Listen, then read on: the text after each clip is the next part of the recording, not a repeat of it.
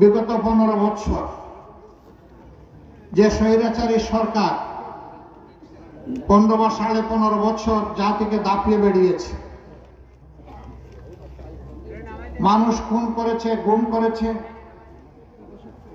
জনগণের সম্পদ লুণ্ঠন করে বিদেশে পাচার করেছে, হাজার হাজার লাখ লাখ মামলায় কোটি কোটি মানুষকে মামলার জালে বন্দী করেছে, ঘরে বাইরে মানুষের শান্তি এবং নিরাপত্তা কেড়ে নিয়েছে, কার্যত বাংলাদেশকে একটা বৃহত্তর কারাগারে পরিণত করেছিল। আল্লাহ রাব্বুল আলামিন তাদের জুলুমের হাত থেকে একান্ত মেহেরবানিতে এই দেশবাসীকে মুক্তি দিয়েছেন, তাই আরেকবার আল্লাহ শুকরিয়া, আলহামদুলিল্লাহ। ওয়ালটনের পণ্য কিনে জিতে নিতে পারেন নগদ 20 লক্ষ টাকা। Double million offer, Walton fridge কিনে পেতে পারেন 20 লক্ষ টাকা, রয়েছে কোটি কোটি টাকার নিশ্চিত উপহার। সম্মানিত ভাই ও বোনেরা, বাংলাদেশ আমাদের প্রিয় জন্মভূমি। আল্লাহ রাব্বুল আলামিন মেহেরবানি করে আমাদেরকে এখানে পয়দা করেছেন। বিভিন্ন বর্ণ, ভাষা এবং ধর্মের বৈচিত্র্যে আমাদের এই বাংলাদেশের সুন্দর বাগান আল্লাহ তাআলা নিজেই সাজিয়েছে। এদেশে সংখ্যাগরিষ্ঠ মানুষ মুসলমান হলেও আমরা বিভিন্ন ধর্মের মানুষ মিলেমিশে সুখ দুঃখ ভাগাভাগি করি এবং শান্তিপূর্ণ সহাবস্থান করি। আমাদের মধ্যে রয়েছে সাম্প্রদায়িক অভূতপূর্ব সম্পদ এবং সম্প্রীতি। এটি আমাদের সৌন্দর্য, এটি এদেশের মানুষের গর্ব।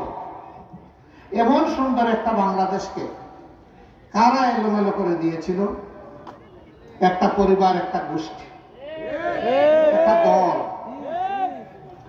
এরা পরিবারকে দেখেছে আগে, এরপরে দেখেছে গোষ্ঠীকে, এরপরে দেখেছে দলকে, তারপরে জুলুম চাপিয়ে দিয়েছে জনগণের ঘাড়ে। যারা এই বছরের 1 জুলাই থেকে শুরু করে 5 আগস্ট পর্যন্ত বুক চিতিয়ে দিয়ে বলেছিল, বুকের ভিতরে তুমুল ঝড়, বুক পেতেছি গুলি কর,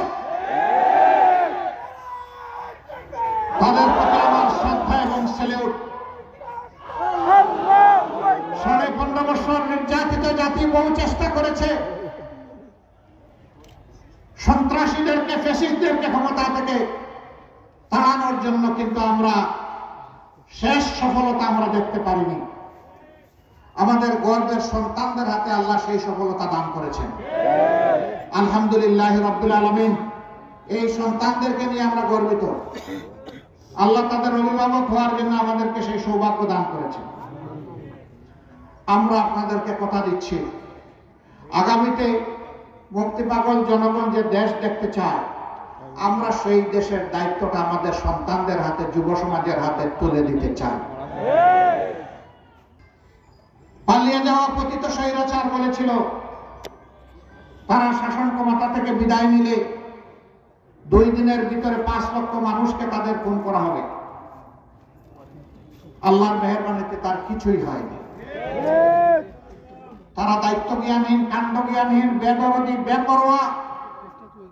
তারা এই দেশকে, মানুষকে ভালোবাসে না বলে মানুষের রক্ত তারা পছন্দ করে।